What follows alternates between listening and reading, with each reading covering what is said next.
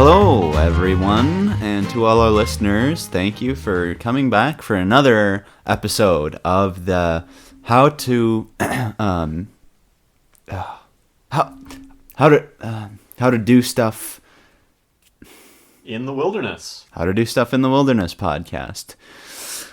This is a great show where we talk about all kinds of wilderness things, and you've probably listened to the show before. I'm here back with some people who have been here before. We've got Calvin Hoffman, who is the co-host. Yep, here I am. Hello, everybody. All right, and we have Clyde back again, who again just kind of showed up, and apparently Dan hasn't actually been communicating with him at all. It's kind of uncomfortable that you just keep on showing up at the studio here without that invitation, but you know, you're here now, so why don't you introduce yourself? Hi, everybody. It's Clyde again. It's a little uncomfortable to be back after that type of introduction, but... Well, I mean, it's true, so... you come on this is a just very like walking. high quality show, and we like to maintain that standard of quality in our guests. And, you know, when I find out last week that both of you have been involved with activities that are bad and illicit, I don't want to be associated with that. So... Well, to be fair, with my situation, it was totally accidental, nobody's fault but the other person's, so... And in my situation, when I bought the knife in question, it was legal. All right, well, no one cares, all right? It's just trying to, profess my innocence, if you will. So. Are you practicing for your trial or something? There's no trial, there's no charges. I said that last week. Well, he dropped the charges? There was the possibility of him pressing charges, and he decided not to, so... Well, all right, that sounds a little suspicious, but I guess we're not here to do detective work, we're just here to talk about the wilderness. So here we are. Another update. I know that all of you have really been excited about our sponsorships and about the potential of those, and I think last week, we put out a really good potential ad for a potential sponsor, and we actually finally got a response from Barb's Bridal, who is, a bridal place and all that sort of thing. Well, they actually sent us a gift card to their shop. A $50 gift card to their shop. I guess it's generous, whatever, but we couldn't apply it to anything of use for the show. So I don't know, what were you paying us for? We did a whole ad for you, and you just threw that away. It's just insulting. I mean, I went there, I used this to buy a bow tie, and I have it on right now, actually. It's pretty nice, but I can tell you this, it was not worth $50, which is, what I would have paid. Thankfully, I had this so that it was free, but it was not worth it. Let me just tell you that. So another sponsorship kind of fallen through the hole there, but I guess I got a bow tie out of it, so, that's cool. Last week we said we were going to take some questions, which we did, on our Instagram, which, again, you should go follow us. That is howtodostuff_podcast on Instagram. Last week we took one question about our favorite aisles at Home Depot. Unfortunately, there was no one else who was asking any questions, because Dan, our producer, has just been awful with the social media, and we have less followers there than people who have actually listened to the podcast. So, I don't know what to tell you, Dan. You want us to get out of your studio. I know you don't like us here because you've just seemed very uncooperative these past couple of weeks, but I don't know what to do, because you're taking the responsibilities that we've given you and you're just throwing them away. So kind of dropping the ball. Yeah, we can't have this interaction with people who actually listen to the podcast. So I guess that's just a disappointment, and there's no more questions from the fans, who I'm sure would have questions if you weren't so terrible at managing social media. But anyway, I'm not here to point fingers. We do have, I'm just kind of looking at other questions that you can ask people online. And I guess one of the top questions here is what's your favorite color? I guess we could talk about that a little bit. I'd say mine is like a kind of a magenta. Cool. Yeah, mine, it used to be orange. After kind of what's been going on, it is no longer orange. With Home Depot, right? And beyond just that, there have been some other things, just kind of personal, that I don't want to talk about, that have kind of contributed. All right, we're to just that, asking a color. Do you have a new favorite color? Yeah, I would say probably a dark forest green. All right, yeah, wilderness. Look at that. Clyde, what about you? Do you have a favorite color? I mean, I guess if I had to choose a favorite color, it's probably port wine. Okay. Excuse me. Sorry, what was that? Port wine. Okay, no Like- one knows what that is. I'm unfamiliar with that color. Think red, but So just say red. it's not that It's hard. not just red. It's not your generic red. Okay. Just like whatever. how magenta. This was a bad idea. Let's just move on. We've been busy this week. We've all, kind of had to deal. Well, I don't know. No one knows what you've been up to, Clyde, because you don't have any communication with any of us. Well, so- no one communicates with me, so I don't see how. Somebody's got to, kind of pick up the slack for everybody else. So, I mean, it's kind of a balancing game, and you're just kind of not balancing at all. I'm the guest of the show. You explicitly told me that I just kind of am here. I don't think that designing Regardless. the shows falls on my shoulders, I mean, you still just gotta like the kinda- board did. That was in the past. It wasn't my fault. I've stated that many times. For those but- maybe people who haven't listened, Kelvin basically dropped a board or a That's- big piece of lumber on a customer, and they fractured their whole leg. That is not what happened. It was totally. If you want to know the story, you can go back and listen to last week's episode where Well, I it lay was it all like out. unsecured lumber or whatever, but we all know what Uh, really happened. This was a malicious intent and everything. That is totally untrue. It was 100% an accident. The guy turns out he was probably, from what I've heard and what I saw, he's probably not the brightest, probably a bottom tier of society. Okay, so kind you of had a guy. vendetta against this guy And from the beginning.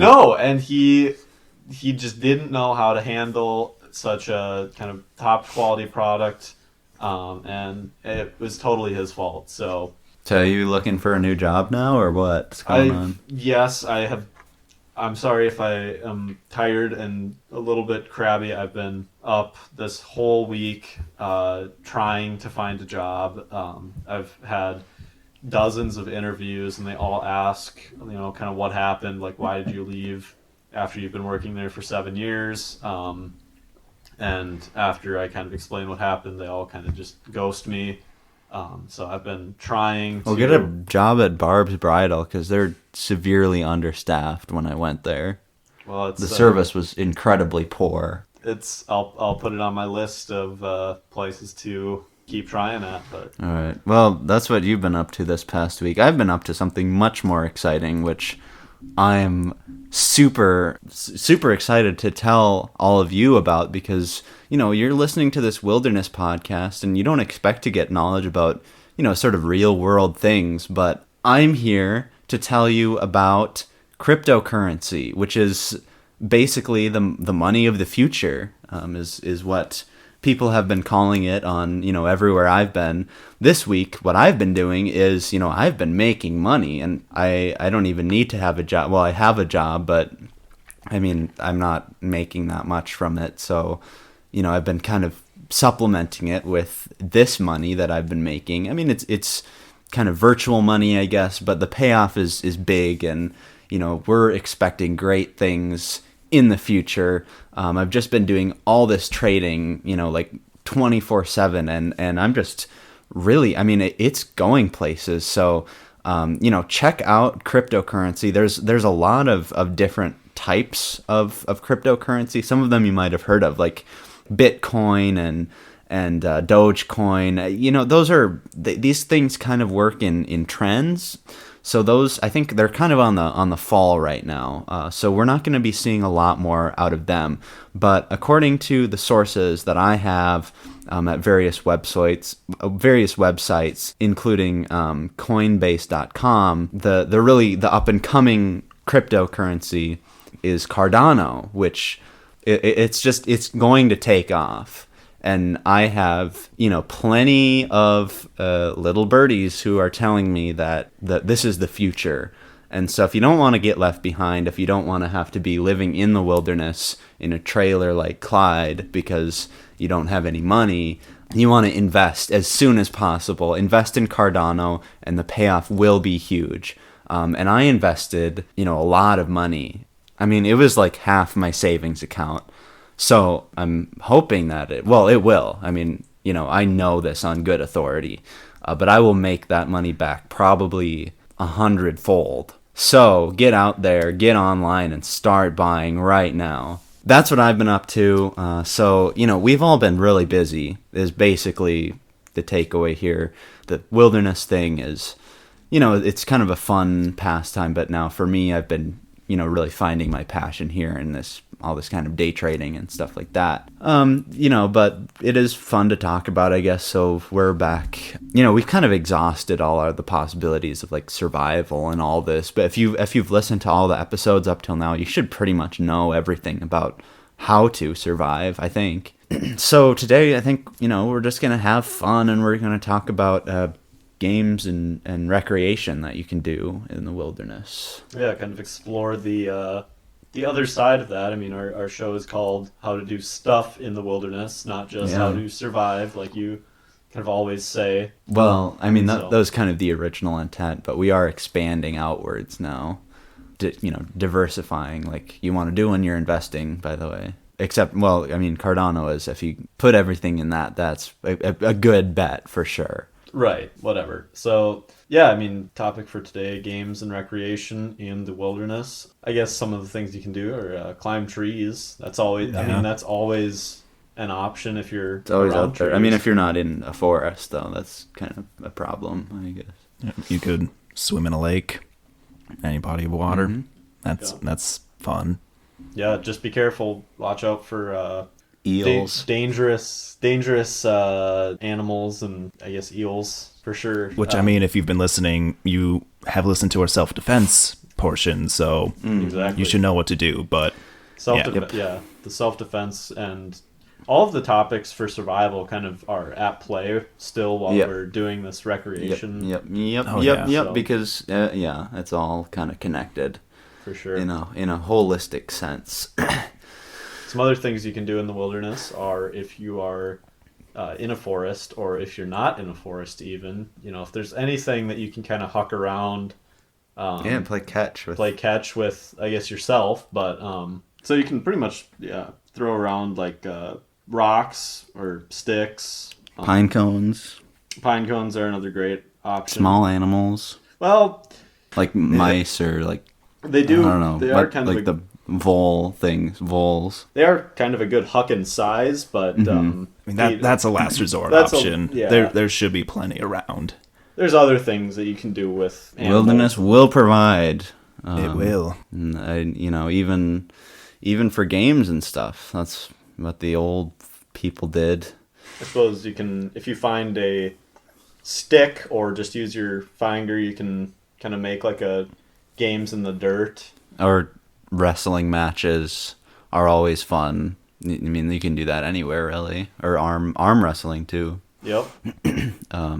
I mean, that you probably need another person for that, don't you? Well, it would help, but I mean, there are people who are out there in the wilderness who are kind of stranded or out there on purpose with other people. So yeah, just bring, I don't know. I mean, anything, just think of a game, really. It's not that hard. Anything goes in the wilderness. Yeah, so I guess that's, kind of our tips there. We got another potential sponsorship this week, which, I mean, doesn't really matter. I'm going to have plenty of money to pour into this project real soon. But, our potential sponsorship, which might come through, it might not. But this week it is a small company in Fertile, Minnesota. It's called Gordy's Sale and Service. So if you're interested, contact Gordy. I think there's a website. I don't know. We kind of tried to find out some information about it, but it's just about cars and stuff. So I don't know. You can look it up and find out more information. And I'll say, Gordy, if you sponsor us, I will tell everyone all about what you have there, because I'm sure you got some great stuff. But I don't want to divulge too much so that we use up all that ad potential there. So that's Gordy's sale and service with whatever kind of a vague term there, but car things, I think. So thanks, Gordy, in the future. Yep. We have a segment this week called, this is actually a segment we've done before. This is Clyde. Right before this episode, we were planning to do something else, but he said he was really excited to share some other stuff with us and kind of continue with the segment that he did last time, which is called just Geared Up. With Clyde. With Clyde. Geared Up with Clyde. So what do you have for us today? All right, well, thank you. Today, I decided that we're kind of going along sort of with a theme, but not with the illegal theme of last week. We're just going to be sticking with the theme of weapons in the wilderness. All right, good. And we don't need any more criminals on this show. That is very correct. As we had mentioned in the self-defense, sometimes you're in rough situations and you need something to protect yourself. Now, worst comes to worst, you can probably find something wherever you are that's kind of an impromptu weapon. However, nothing beats an actual weapon. Mm-hmm. And today, I'm going to go over a few of my favorite firearms. That's kind of what the main one is. We're just going to go over it, and you can see what you think. So, none of these things you can find in the wilderness, but I mean, this is stuff that you want to bring to the wilderness. Yep. All right. Just do the segment. All right. All right. So matter. First one, pistols. I think that they are extremely good to have out in the wilderness. They're nice and small, pack quite a bit of a punch for their size. So my suggestion for a pistol to be bringing into the wilderness would be the Desert Eagle, an absolute classic, very powerful, very dangerous for anyone who would be trying to harm you or anything, I guess. Moving on from that, we go to a rifle. Now, a rifle is for longer distance, and this would be good for hunting, as we kind of call back to our food-based episode. You want food in the wilderness. That. I promised that we were going to say more about that, I guess. But Dan, can you make a note of that? All right. Continue. So if you need food, there are animals in the wilderness, and a good way to get that food is to shoot them. And my suggestion for a rifle would be the Mossberg Patriot. Nice little bolt action, 30-6. Just very good, consistent gun. Can really knock down basically any animal from a good distance. So that way you can harvest that meat and survive in the wilderness.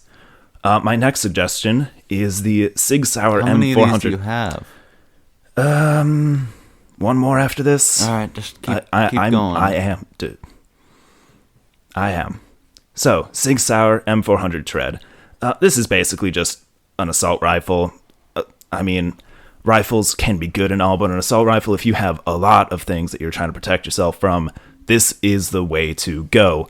Really fast shooting, really powerful, and just overall a great gun. And my final gun is going to be a shotgun. Now, shotgun are basically the best for kind of just big blaze of glory, trying to take down something big. We're all familiar with what a shotgun is. Okay, basically. Well, most people like your typical run-of-the-mill shotgun, but I, however, do actually have some spending money, as I do work on, Invest you in two. Cardano, you get more. But neither of you have ever asked what I actually do for work because... You're the guest, no one cares. Well, my suggestion for a shotgun is more of a broad category. I find that your typical normal shotgun isn't just going to do the trick. You need versatility. You need a sawed-off shotgun. Those things, they are so easy to carry around compared to a large shotgun. And they have a little bit of a wider range when you actually shoot as well, so then you can get more for your bullet. And that's about it. Oh my gosh. What? Oh, man. Okay. I have some... Oh, no. Cardano is falling.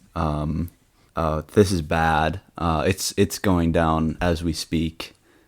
Okay, we need to... Dan, let's stop here. All right, we're done.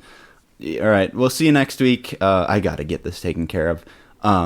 But all right, thanks for listening, and we'll be back later. Bye, everybody. All right, later.